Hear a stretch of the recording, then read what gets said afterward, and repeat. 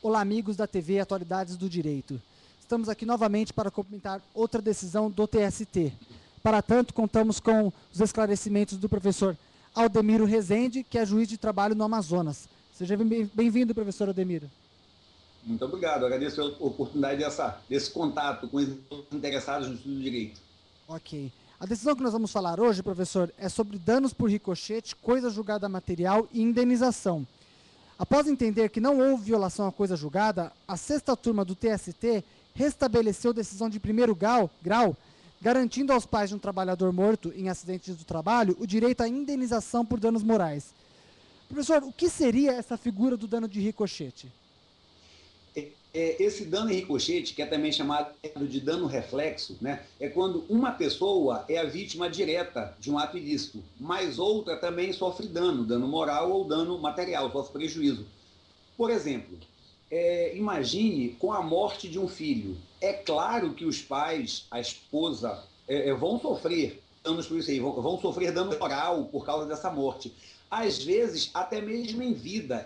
Imagine assim, aliás, foi um caso real no Rio de Janeiro, uma aluna de uma universidade, uma faculdade, ela levou um tiro por bala perdida e ficou tetraplégica, né? Quer dizer, ela está viva, ela é a vítima direta, mas é evidente que os pais que vão passar o resto da vida convivendo com a filha, vendo naquele estado, vão sofrer com isso. Então, além dela que sofreu o dano moral mais evidente por ter ficado com paralisia nos membros, os pais também sofreram evidente dano moral porque vão ser sujeitos à angústia o resto da vida de acompanhar a filha nesse estado de dificuldade de locomoção, que a gente sabe como é. Ok, professor. E essas pessoas que podem ajuizar a ação, existe um limite? Por exemplo, se morrer um artista famoso, qualquer fã pode alegar que sofreu um dano, pedir a reparação desses danos, ou então um amigo ou parente da vítima pode pedir essa reparação. Como funciona? Qual é o limite desse pedido? Quem são essas pessoas que podem ajuizar? Perfeito. Essa questão de quem pode ajuizar, né, de respeito ao aspecto processual da legitimidade ativa para pleitear esses danos morais. Há alguns autores que sustentam que não pode ser admitido esse dano em ricochete, por ricochete, exatamente por isso. Ele diz assim, olha, então se morrer um artista famoso, todos os fãs podem ajuizar ação, não teria limite? Não é assim, né? Os tribunais, principalmente o STJ, têm admitido com tranquilidade o dano em ricochete, mas veja só, da seguinte forma, todo dano moral significa uma ofensa a um direito da personalidade. O Código Civil, ao tratar dos direitos da personalidade, nos artigos 12, parágrafo único, e 20, parágrafo único, o Código Civil se refere ao seguinte: no caso de morte da vítima, quem pode pleitear a indenização, ou quem pode pleitear que cesse a agressão aos danos morais, são o cônjuge, os ascendentes e o descendente. E eu acrescentaria, parece que foi esquecimento do código, o companheiro. Evidente que o companheiro, a companheira podem pedir também, porque estão na mesma situação muito similar ao cônjuge. E mais ainda, né, hoje, com a recente decisão do Supremo Tribunal Federal, pouco importa se esse companheiro é do mesmo sexo ou não. Pessoa do mesmo sexo forma união estável, está já pacificado nos tribunais, não é verdade?